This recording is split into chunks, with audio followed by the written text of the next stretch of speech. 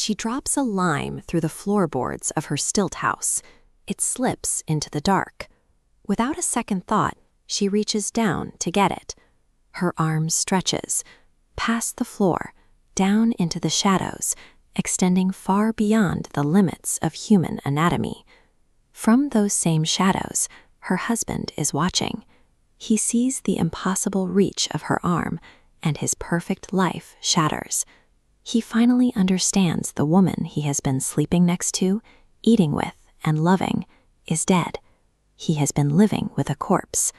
That single realization, the collapse of a desperate domestic illusion, forms the bedrock of Thailand's most enduring folklore. Today, that folklore has a physical address. On Sukhumvit Soi 77 in modern Bangkok, the Wat Mahabut temple sits on the exact ground where this legend supposedly took place. Visitors arrive daily to leave traditional offerings: wooden elephants, silk dresses, and incense. They also come with highly specific modern requests. They ask for winning lottery numbers or pray that their sons won't be drafted into the military. A 19th century woman who died in terror has evolved into a modern granter of luck.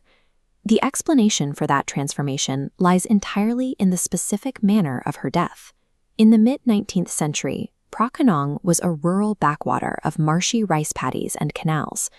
Here, a young woman named Nak lived a deeply intertwined, devoted life with her husband Mak in a traditional stilt house. Then Siam went to war. Mak was conscripted and sent to a distant province. Nak was left completely alone to face a difficult pregnancy in an isolated farming village. Without medical care or her husband to help, Nak went into labor. She died, and the unborn child died with her. In Thai animist tradition, the manner of death dictates the afterlife. Because Nak died pregnant, she became a Phi Dai Tang Klom. Notice how this doubled energy breaks standard boundaries. Trapped holding both mother and child, it creates a highly volatile entity. Nak's death bypassed the normal rules of dying. She became a force fueled entirely by unfinished biological and romantic purpose. When Mak survived the war and finally returned home, he found his wife and a newborn baby waiting for him. The house was warm, the meals were cooked. But when neighbors tried to warn him she was dead, Mak dismissed them completely, blinded by his own profound relief that she was alive. He held on to that denial until the lime slipped through the floorboards. Watching his wife's arms stretch into the dirt broke the psychological wall completely. Terrified, he ran from the house, plunging through the dense brush to seek refuge on the consecrated ground of the local temple. Left behind, Mae Nak's grief turned into rage. She turned on the village that had tried to separate her from her husband. The neighbors who had warned Mak were killed, and the entire district lived in terror. The villagers needed a way to stop her. They turned to Somdet To, a revered monk. Instead of approaching with supernatural force, historical accounts say he subdued her spirit through compassion. To ensure she would not return to terrorized Phra Khanong, he carved a small piece of bone from her forehead. This created an amulet known as a pon neng, designed to permanently anchor her volatile spirit.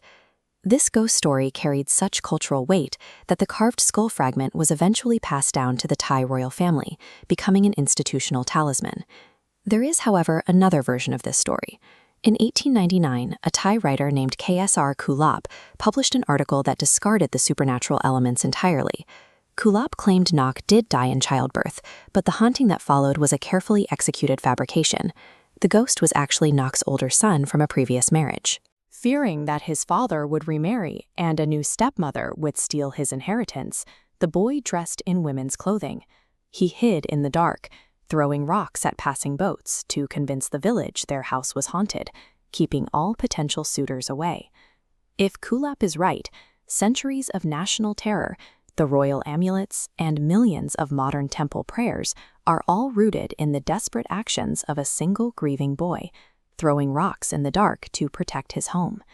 Whether she was a terrifying spirit or a desperate son in a dress, both versions of the story are driven by an absolute, unyielding refusal to accept loss.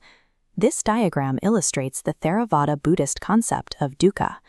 Suffering is generated by attempting to anchor something inherently impermanent. Mae Nak is remembered because she refused to let go. She represents a love so complete it rejected the natural flow of time and decay. People still light incense to her today because she reflects human nature.